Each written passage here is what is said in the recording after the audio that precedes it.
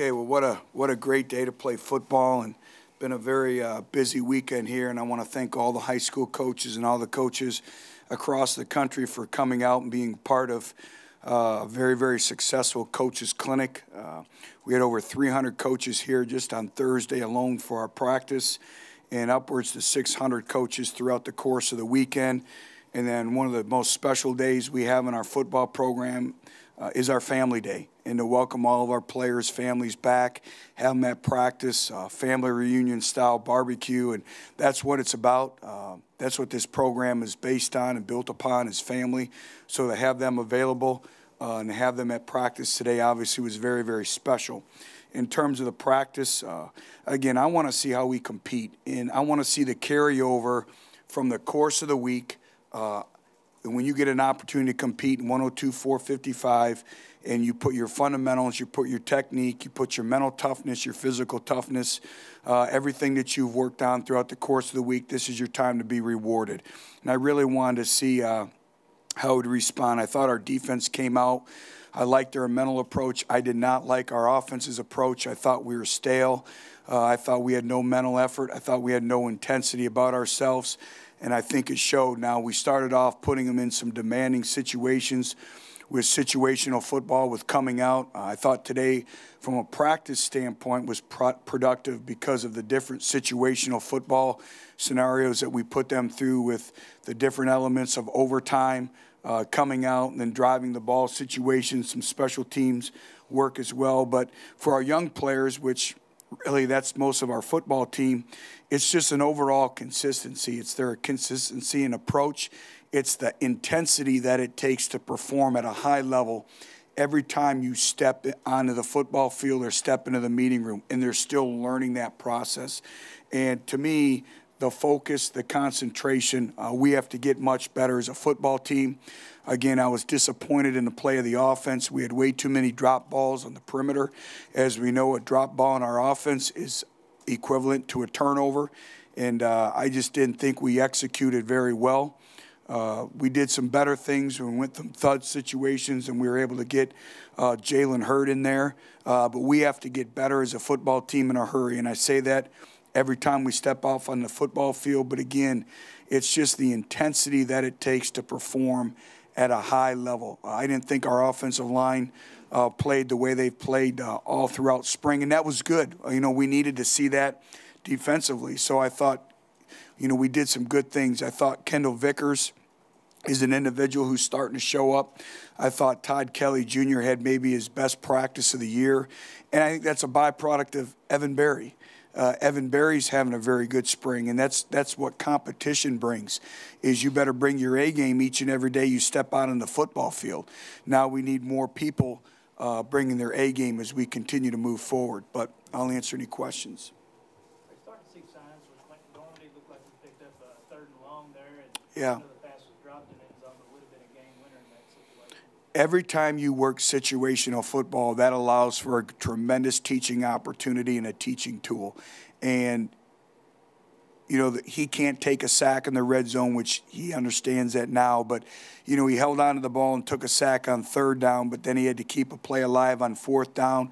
Did a great job of extending the play. And then obviously the play you're talking about, we had a drop pass in the end zone, or that puts us to go for a two-point conversion in overtime to tie the game. You know, and football is a game of inches. It's 4th and 18, and we get 17 yards, and defense wins the football game in an overtime situation. And again, it's fighting for that inch, fighting for that. And then, you know, we have 3rd and 19 in another overtime situation with our second defense, and we give up a first down completion.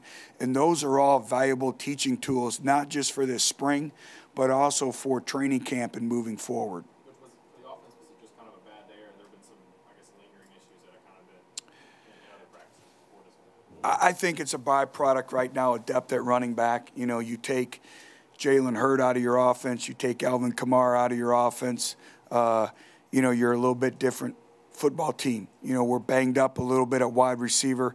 You know, Alton Howard has some bruised ribs, so he was in green today. And, you know, I thought he let that affect him. Normally, he's been a very, very consistent performer for us. We need to get Von Pearson going.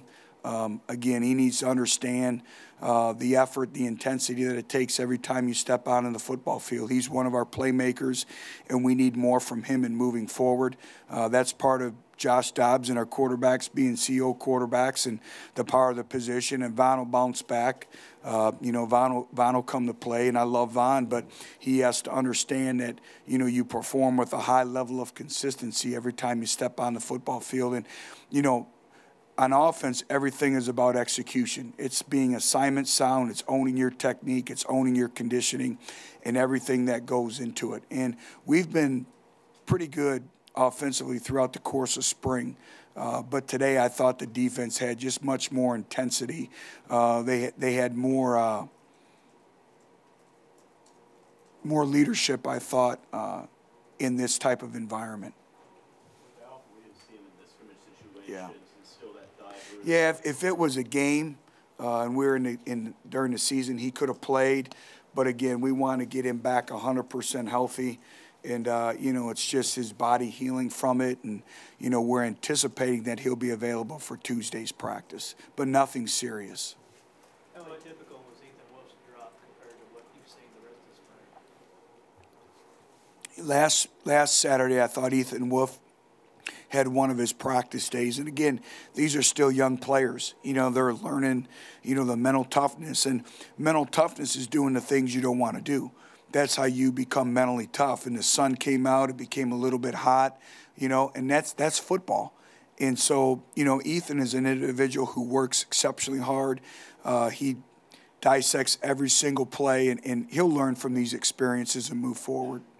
But we have to catch the football. What you talked about, a lot of balls on the ground from your receivers. Do you feel like they responded well, snapped and cleared, or did they kind of let that linger a little too long?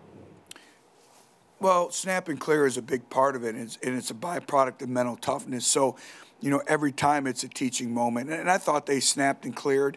But, again, you can't let whatever happens on that play, you can't let the next play affect you, good, bad, or indifferent. And that's part of a teaching process, and it'll be pointed out. But these individuals want to do well. They practice hard. So it's just great teaching opportunities. And we all know, football is a game of momentum. And you have to have positive yards on offense. You have to minimize your tackles for loss. You have to minimize negative yardage football plays. And these are all things that we'll continue to point out as we move forward. How's Jack Jones coming along, and how far out is him actually being able to help you? I love Jack Jones. You can see his athletic ability, his leverage. He's tough. His mind's just swimming right now. And that's a byproduct of being a young player with the line calls, mastering your technique, obviously getting stronger in the weight room, but he's also benefiting from being an early enrollee. Jack's going to be fine. He's just going through the process of all of our young players, what they've been through. What it meant to have Eric Berry here today? Having Eric Berry here is very symbolic of what this football program stands for. That's family. And we're all one family. And, having the Berry family here at the bowl game and being able to spend quality time with them the day before the game, and then having him and his father here, I know it means a lot to Evan. It means a lot to Elliot. But we're all one family. And to have them here for Family Day means a lot, as having all of our family members here. Today is truly a special day. What have been the last 3 days like? Because you mentioned the high school coaches, a lot of them are in-state guys. Coach Fulmer's been around, Coach Majors. Then you mentioned James and Eric. Just as a Tennessee family, just what the last 3 days been like in general for you? Hectic, whirlwind, rewarding. I think it shows you what's going on at Tennessee.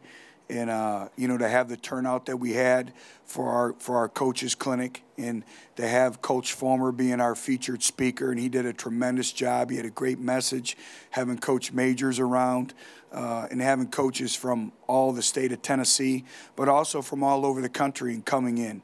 And I thought our speakers did a great job, and it's all about professional growth and development. And I tell you, our coaches got better. And just to be able to fellowship and really talk about a great profession, to have them here at practice, it's been a whirlwind, but it's been great. It's been great for our program. It's also been great for our players. I think that adds another element when you have people at practice and they understand the relevance of Tennessee football. Cody Blank was on the sideline today. Yeah. Cody's out the rest of the spring. He suffered some broken ribs in the last practice. And it's unfortunate because Cody was really doing some good things for us, not only at the receiver position, but also on special teams. But again, that just adds to our limited depth. That's been an extreme challenge, this spring, and it just adds to it. But you've mentioned Vickers a couple times now. What is he doing? Is he using his quickness inside? Yeah. People? Kendall's really starting to use his hands more. And he's starting to really use his athletic ability, and he's very explosive. That shows in the weight room. But now it's transferring the weight room onto the football field. And he's been able to do that. Now you're starting to see the volume of repetitions really starting to improve his play. He's very prideful, but I can see his first step off the football, he's playing with much more explosiveness, he's playing with much more confidence, and he's using his hands and his technique better.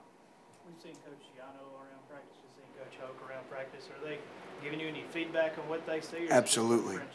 It's a friendship, but also, they're coming in to see what we're doing in our program, but also I'm getting feedback from them, and it's all about getting better, from our practice structure to our personnel to our coaches, from everything in A to Z in our football program. And, I welcome. I said, hey, I want to know the good, bad, and indifferent, because I'm responsible for everything. And, Coach Hoke is a great friend. Coach Giano is a great friend. So to have those type of individuals here watching practice has been invaluable for me and our staff. All right. Thanks, everyone. All right. Thanks again.